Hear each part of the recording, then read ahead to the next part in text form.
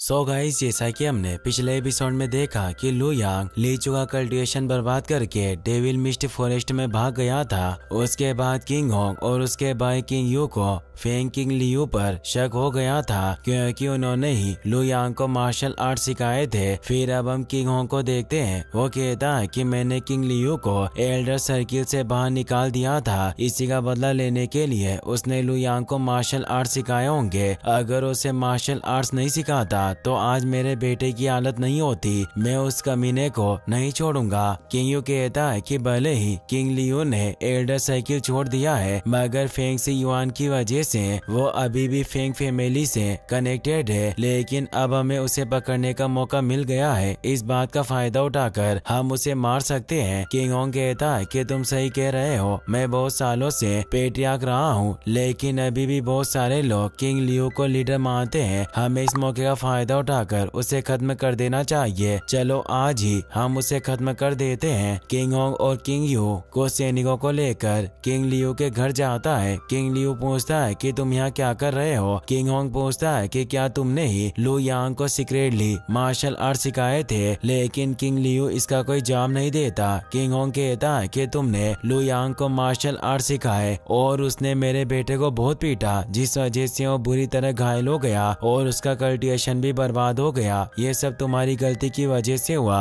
अब तुम्हें ही इसका जवाब देना होगा। किंग लियू कहता है कि मेरी बेटी ली जियान ने मुझे इसके बारे में बताया। अगर तुम्हारा बेटा उसके साथ ऐसा गलत बर्ताव नहीं करता तो लू यांग उसे कभी नहीं पीटता। इसमें मेरी नहीं, सिर्फ तुम्हारे बेटे की गलती है। इस बात से गुस्सा होकर किंग होंग अपनी स्वॉर्ड निकाल लेता है तो किंग लियू भी अपनी स्वॉर्ड निकाल लेता है, लेकिन किंग होंग एक अटैक करके किंग लियू को दूर गिरा देता है। वो कहता है कि तुम मेरा सामना नहीं कर सकते हो, इसलिए ज्यादा होशियार मत बनो। किंग लियू कुछ नहीं कर पाता और सैनिक उसे पकड़ लेते हैं। फिर हम सीमिंग को देखते हैं। वो फेंग मेंशन के बाहर आ जाता है। एक सैनिक उससे कहता है कि तुम कौन हो और यहाँ क्या कर रहे हो। सीमिंग कहता है कि मैं फेंग किंग शी को ढूंढ रहा हूँ, क्या तुम उसे जानते हो। सैनिक कहता है वो तो बहुत सालों पहले मर चुकी है, आखिरकार तुम कौन हो और उसे क्यों ढूंढ रहे हो। ये सुनकर सीमिंग चौंक जाता है। वो पूछता है कि क्या तुम उसके बेटे को जानते हो। अगर तुम उसे जानते हो तो मुझे उसके पास ले चलो, क्योंकि मुझे उससे बहुत जरूरी बात करनी है। सैनिक कहता है कि तुम्हें आने में बहुत देर हो गई, क्योंकि किंग शी के बेटे लू यांग ने फेंग फैमिली के लीडर के बेटे को बहुत पीटा है, जिस वजह से उसका कल्टीवेशन बर्बाद हो गया। इससे गुस्सा होकर पूरी मेंग फैमिली उसे ढूंढ रही है। वो अपने आप को बचाने के लिए डेविल मिस्ट फॉरेस्ट में भाग गया। यह सुनकर सीमिंग को गुस्सा आता है। वो अपनी पावर एक्टिवेट करके पूछता है कि फॉरेस्ट किस तरफ है और लू यांग के बारे में किसे पता है। उसे देखकर सैनिक घबरा जाता है। वो कहता है कि हमारे थर्ड मास्टर किंग यू अपने सैनिकों के साथ लू यांग का पीछा कर रहे थे, उन्हें इसके बारे में सब पता है। सीमिंग कहता है कि मुझे उससे बात करनी है, इसीलिए मुझे उसके पास ले चलो। तभी किंग यू और उसके सैनिक किंग लियू को पकड़कर मेंशन के बाहर आते हैं। वो सैनिक भागकर वहां आता है। वो बताता है कि एक मास्टर स्वॉर्डमैन आपसे मिलने के लिए आ रहा है। सीमिंग वहां आ जाता है। वो कहता है कि मैं किंग शी के बेटे को ढूंढ रहा हूँ और सैनिक ने मुझे बताया कि तुम जानते हो कि वो कहाँ है, इसीलिए मुझे लू यांग के पास ले चलो। ये बातें सुनकर किंग लियू पूछता है कि क्या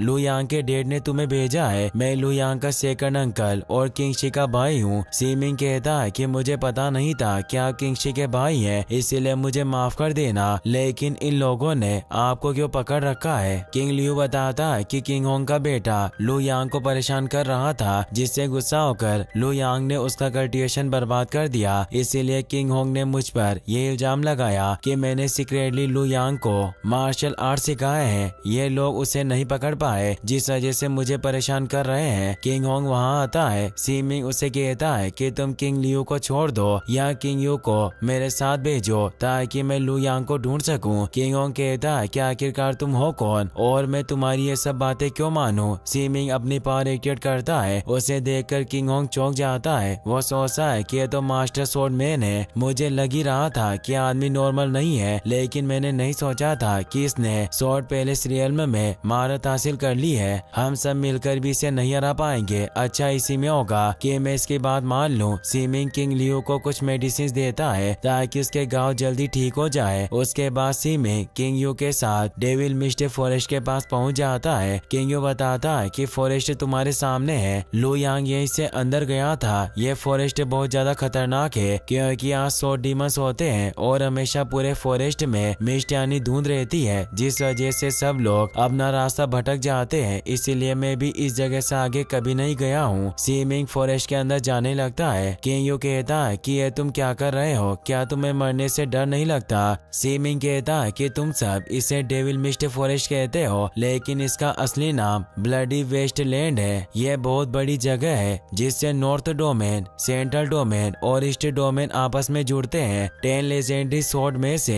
एक ब्लड गोल्ड स्वॉर्ड को सबसे पहले इसी ब्लडी वेस्टलैंड में देखा गया था। इसे ब्लड गोल्ड एस्टर यानी पूर्वज लेकर आया था। उसके बाद ब्लड गोल्ड एस्टर एक ब्लेड मास्टर बन गया और उसे इमोर्टिलिटी मिल गई। भले ब्लडी वेस्टलैंड एक खतरनाक और रेस्ट्रिक्टेड प्लेस है, लेकिन वो खतरा सिर्फ इसके सेंटर में होता है। ये सब बातें बताने के बाद सीमिंग किंग यू को वहाँ से भेज देता है। फिर हम लू यांग को ब्लड वेस्टलैंड में देखते हैं। वो घबराते हुए फॉरेस्ट में आगे बढ़ रहा था। कुछ वक्त चलने के बाद वो एक पेड़ के नीचे सो जाता है, लेकिन तभी एक डीमन लायन वहाँ आ जाता है। उसे देखकर लू यांग घबरा जाता है और अपनी स्वॉर्ड लेकर उसे मारने के लिए तैयार हो जाता है। इसी के साथ ये एपिसोड यहीं पर खत्म हो जाता है। गाइस अगर आपको वीडियो पसंद आया हो तो इस वीडियो को लाइक करने के साथ साथ चैनल को सब्सक्राइब जरूर कर लेना। मिलते हैं नेक्स्ट वीडियो में।